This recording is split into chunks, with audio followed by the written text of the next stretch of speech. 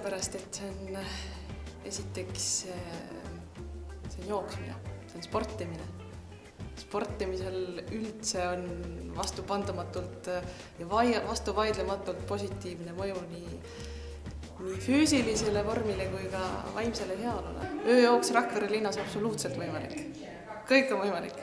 Ja miks mitte ööjooks, esimene ööjooks ja miks mitte Rakveres. Füsioteraapia ja terved eluviisid ja tervislik vorm ja hea vaimsus, see kõik on väga tihedalt seotud omavahel. Et ma ei kujutaks ette üldse oma elu, oma tööd ilma sellise hea füüsilise vormi ja hea vaimse heaolu. Miks peaks inimene tulema ööjooksule Rakveresse?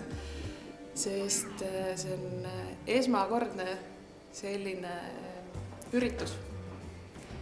Lisaks sellele on võimalus tulla koos oma sõpradega. Minu jaoks poolmaraton tähendab läbida joostes mõnusas tempos 21 kilomeetrit.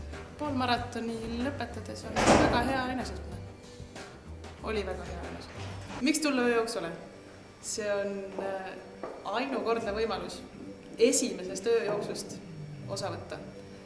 Sinna saab tulla koos sõbranna, tuttava, sugulase, väikse lapsega, minna koos jooksma, sportima Rakvere linnatänavatel, näha kõiki neid ilusaid vaateid, mida Rakvere meile pakub.